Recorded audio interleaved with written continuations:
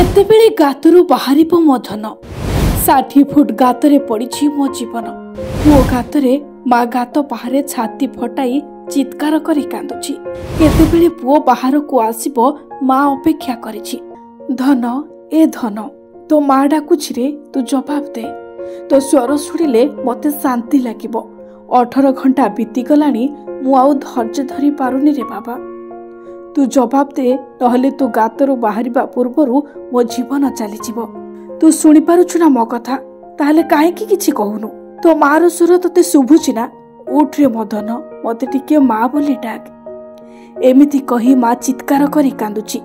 18 घंटा हेलाणी खेलु खेलु शिशु गात भितरे पड़ी जाई फसी रहिछि। उद्धारकारी टीम जीजान लगाई उद्धार कार्य जोरसोर रे करुछंती। गतकाली अपराह्न रे एही घटना घटिथिबा बेले एबे भी शिशु को बोरवेल भितरु उद्धार करा जाई पारि नाही। 40 फुट बोरवेल रे फसिथिबा 6 वर्षर शिशुर नाम हेउछि मयंक। ए घटना गत शुक्रवार दिन 3टारे उत्तर प्रदेशर माणिक गाँ रे घटिछि। मयंक ताको सांगमानक सह खेलुथबा बेले सेठारे थिबा एक खोला बोरवेल मध्यरे पड़ी जाइथिले। तांको सांगमाने मयंक को बोरवेल मध्यरु उद्धार करबाकू चेष्टा करथिले, किंतु से धीरे धीरे तळकू जाई प्राय 60 फुट गभीर रे फसी जाइथिले। मयंक परिवार लोकंकू तार सांगमाने ए घटना संपर्क रे कहिथिले।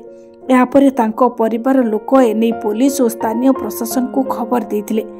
ए खबर पाइबा परे तुरंत घटनास्थल को एसडीआरएफ रो एक टीम जाई शिशु को उद्धार पाई रेस्क्यू ऑपरेशन जारी रखिछि बोली कहिसेंती रेउ जिलापाल प्रतिभा पाल। तेबे शिशुटी गात भितरे फसी रहितबा बेले शिशुर माँ धैर्य धरि न पारी बाहरे मुंड पिटी पिटी कांदुचंती। ब्यूरो रिपोर्ट निरपेक्ष।